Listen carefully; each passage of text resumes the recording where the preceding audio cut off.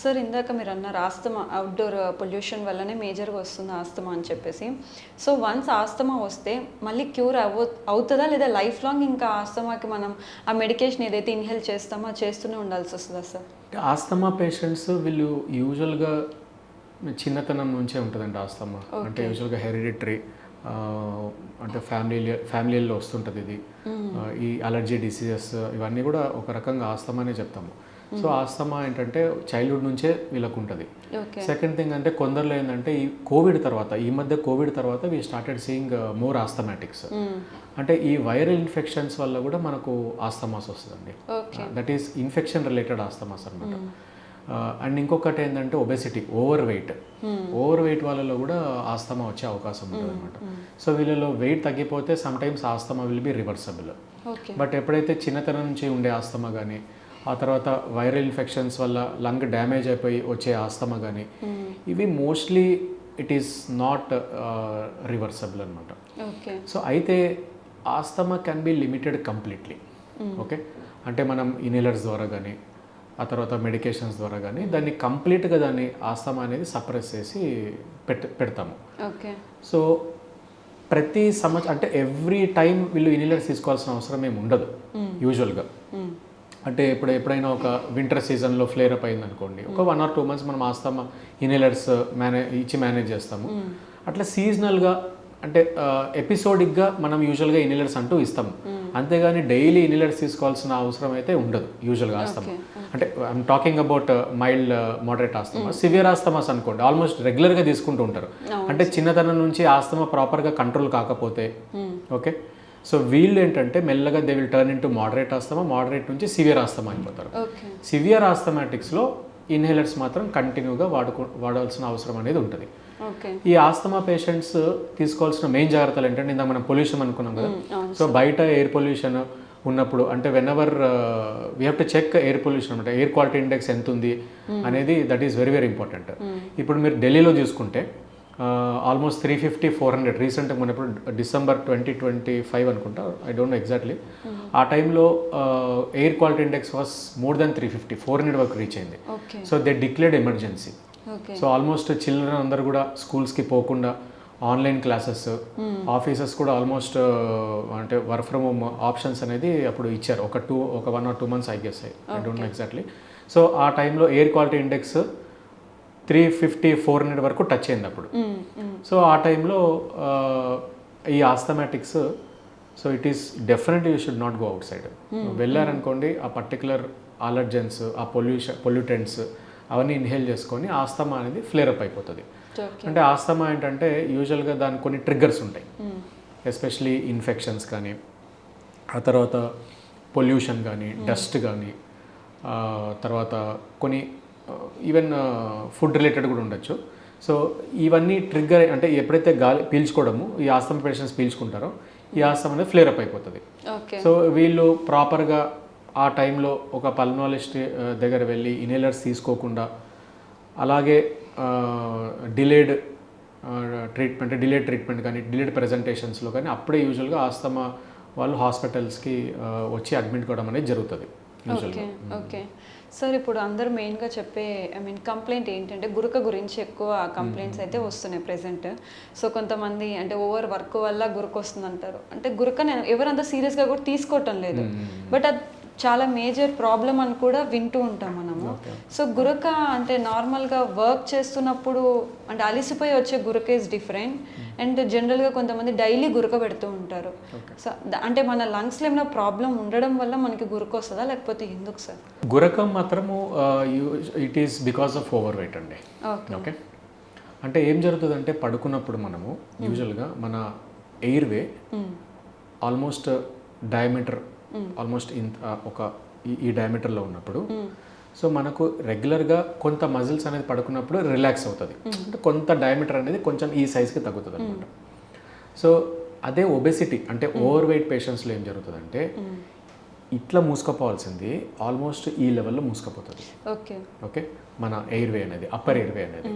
And second thing ఏంటంటే వీళ్ళు ఈ మొత్తం ఈ ఫ్యాట్ ఎక్కువ ఉండడంతో ఏమవుతుందంటే ఈ టంగ్ అనేది వెనక్కి పడిపోవడము.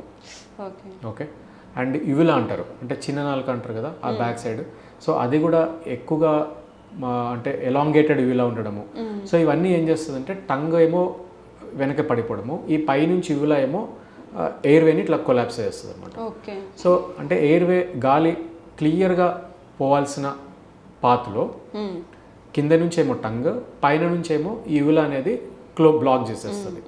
ఎప్పుడైతే ఇట్లా బ్లాక్ చేసినప్పుడు వీళ్ళు గాలి కోసము they snore very loudly. Snoring is actually A protective mechanism అండి. అంటే ఎట్లా అంటే ఇప్పుడు గాలి పోకుండా ఆగిపోయినప్పుడు మన brain will immediately give an alarm. అంటే గట్టిగా గాలి తీసుకోవాలని మనం ఇమ్మీడియట్గా మనము గట్టిగా స్నోర్ చేసి we take a long breath. But ఆ స్నోర్ కంటే ముందు ఫేజ్ గాలి తీసుకోకుండా ఉంటారని చెప్పాను కదా, దట్ ఈజ్ మోస్ట్ డేంజరస్. అంటే ఆ టైంలో వీ కాల్ యాప్నియా. యాప్నియా అంటే ఒక 6 to 10 seconds గాలి తీసుకోకుండా ఉంటారు. ఎందువలన? ఎయిర్వే కొలాప్స్ అయిపోవడం వలన. ఎందువల్ల అంటే వెయిట్ ఎక్కువ అయిపోయి, ఓవర్ వెయిట్ అయిపోయి, సో ఆ ప్యాసేజ్, గాలి తీసుకోవాల్సిన ప్యాసేజ్ అంతా బ్లాక్ అయిపోయి గాలి తీసుకోకుండా ఒక 6 to 10 seconds ఉంటారు. That is called apnoea. ఈ యాప్నియా టైంలో ఆక్సిజన్ లెవెల్స్ పడిపోతుంది. ఓకే.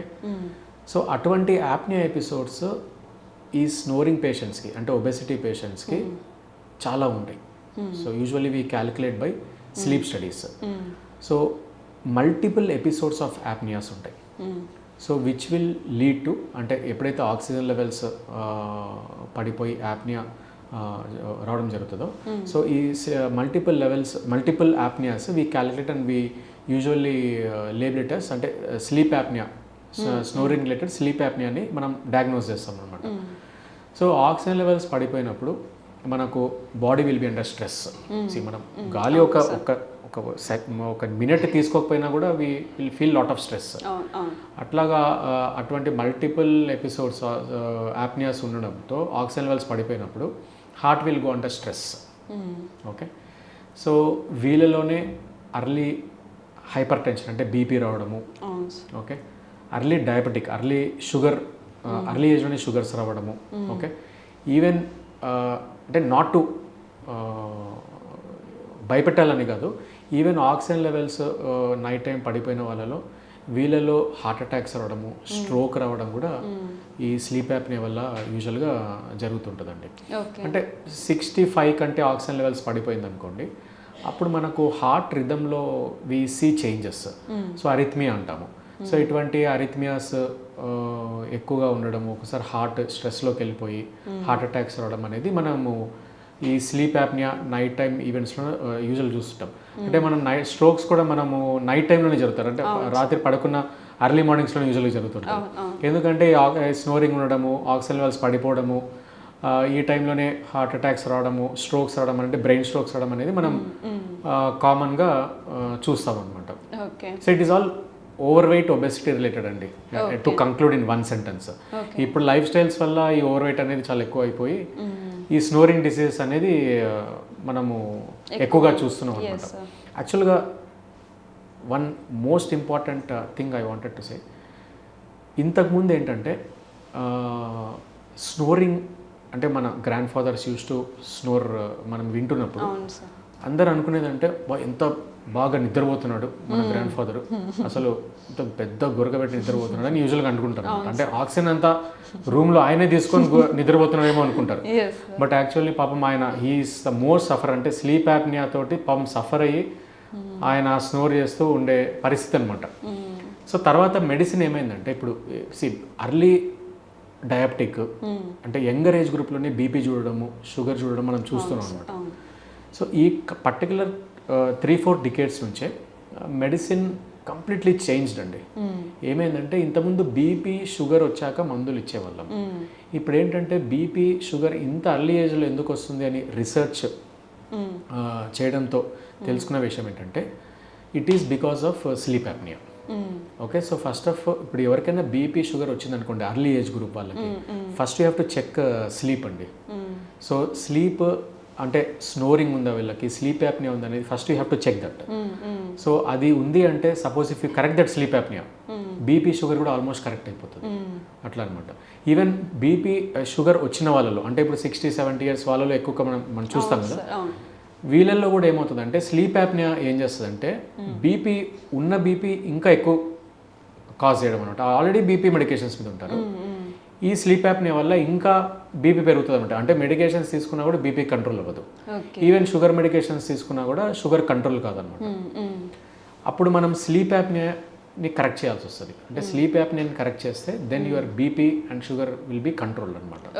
సో అంటే అంత స్ట్రెస్ కాజ్ చేస్తుంది స్లీప్ యాప్నియా హార్ట్ మీద, మన బాడీలో మెటబాలిక్ చేంజెస్, అంత స్ట్రెస్ కాజ్ చేసి it will lead to all these diseases అండి. So sleep apnoea you have to, snoring ఉందంటే ఖచ్చితంగా if you are snoring louder and that is heard, పక్క రూమ్ కినబడుతుంది, ఆ పక్క రూమ్ కినబడుతుంది అంటే definite you have to get tested. Okay, yes sir. Sir ఇప్పుడు జనరల్గా కోల్డ్ చేసినప్పుడు చాలామందికి తెవడ అనేది వస్తూ ఉంటుంది, అది కొంచెం డార్క్ గ్రీన్ కలర్లో కొంతమందికి కనిపిస్తూ ఉంటుంది. సో అలా డార్క్ గ్రీన్ ఉన్నప్పుడు మనకి లంగ్ ఇన్ఫెక్షన్ వచ్చే ఛాన్సెస్ ఏమైనా ఉంటుందా సార్? అంటే సిమ్టమ్ ఏమైనా చూపిస్తుంది అది ముందుగా మనకి? అంటే colour change in colour of sputum అంటారు, అంటే మన గల్ల అవ్వచ్చు, తెమడ అని అంటారు కొందరు ఈ ఆంధ్ర సైడ్ అయితే శ్లేషం అంటారు. So whatever maybe the word. So ఈ కలర్ ఎప్పుడైతే చేంజ్ అవుతుందో secretions, that is sign of infection. So most of the infections throat infections ఉంటాయండి. Almost all infections be throat infections. Very few infections pneumonias రావడం అనేది జరుగుతుంది. అంటే ఎవరిలో అంటే ఇమ్యూనిటీ చాలా తక్కువ ఉండే వాళ్ళలో, చెప్పాము కదా ఇందాక, ఈ asthma patients, COPD patients, smoker patients and heart patients, తర్వాత డయాలసిస్ కిడ్నీ ట్రాన్స్ప్లాంట్స్ ఉంటారు, అండ్ కొందరు ఈవెన్ క్యాన్సర్ పేషెంట్స్ ఉంటారు. సో వీళ్ళలో ఏంటంటే ఇమ్యూనిటీ కొంత తక్కువ ఉంటుంది కాబట్టి ఈ థ్రోట్ ఇన్ఫెక్షన్స్ నిమోనియాస్గా కన్వర్ట్ అయిపోయే అవకాశాలు ఉంటుంది అనమాట. Okay. So last and final question sir, so మన లంగ్స్ని హెల్తీగా పెట్టుకోవాలంటే ఎలాంటి కేర్ తీసుకోవాల్సి వస్తుంది సార్? అంటే ఇప్పుడు మనము తీసుకునే గాలి అనేది it is more important, right? అంటే మనం ఇప్పుడు ఎప్పుడైతే we usually go outdoor, so ఆ టైంలో ఎస్పెషలీ వింటర్ కండిషన్స్లో ఇప్పుడే ఇన్ఫెక్షన్స్ అనేది యూజువల్గా ట్రాన్స్ఫర్ అవుతుంది కాబట్టి better to use mask. Even outdoor పొల్యూషన్ని కూడా మనం ప్రొటెక్ట్ చేసుకోవాలి అంటే definitely you have to use mask. అయితే ఏ type of mask is very important. So N95 mask అనేది ఇట్ ఈస్ వెరీ ఇంపార్టెంట్ అండి. N95 మాస్క్ అంటే మిగతా మాస్క్లు ఏంటంటే చిన్న క్లాత్ మాస్క్ ఉంటుంది, బయట మెడికల్ షాప్స్లో దొరుకుతుంది, it is useless almost. So N95 mask ఏంటంటే అదే మనం ఇందాక పార్టికులేట్ మ్యాటర్ గురించి మాట్లాడుకున్నాం కదా. So PM particulate matter 2.5 microns ఈ N95 మాస్కే ఫిల్టర్ చేస్తుంది. సో మాస్క్ యూజువల్గా ఎప్పుడైతే మనము అవుట్డోర్ పొల్యూషన్, అంటే మనం మార్నింగ్ టైమ్స్లో డైలీ ట్రావెలర్స్ ఉంటారు, బైక్లో ఆఫీస్లో పోతుంటారు, సో వీళ్ళందరూ కూడా డెఫినెట్గా you have to wear mask. And second is public ప్లేసెస్లో కానీ, పిలిగ్రిమ్స్ పోయినప్పుడు కానీ, పబ్లిక్ ట్రాన్స్పోర్ట్ యూజ్ చేస్తున్నప్పుడు కానీ, so definitely you have to use mask అండి. That is very very important. And other way to protect your lungs is, అంటే asthma కానీ, COPD patients కానీ, లో ఇమ్యూనిటీ ఉండే వాళ్ళలో how to protect your lungs ఏంటంటే you have to take vaccines అండి. So vaccines is very important. Available vaccines are only 2 vaccines, అంటే pneumonia vaccine ఒకటి ఉంది, ప్లస్ ఫ్లూ వ్యాక్సిన్స్ ఉన్నాయన్నమాట. సో ఈ వ్యాక్సిన్స్ ఎస్పెషలీ ఇందాక చెప్పిన వాళ్ళలో, అంటే ఆస్తమా, సిఓపిడి, ఫ్రీక్వెంట్గా నిమోనియాస్ వచ్చే వాళ్ళలో, స్మోకర్స్లో అండ్ ట్రాన్స్ప్లాంట్ పేషెంట్స్, క్యాన్సర్ పేషెంట్స్లో ఖచ్చితంగా మనము వ్యాక్సిన్స్ అనేది సజెస్ట్ చేస్తాం అనమాట. Pneumonia vaccines and flu vaccines. Okay, thank you so much sir. అంటే చాలా మందికి కూడా తెలియదు ఎయిర్ పొల్యూషన్ ఎంత క్యాలిక్యులేట్ చేస్తారు, ఎంత ఉంటుంది అనేసి. సో ఈరోజు మాకు అవేర్నెస్ ఇచ్చినందుకు కూడా thank you so much sir. Thank you for inviting me for this podcast and share my experiences to your audience. Yes.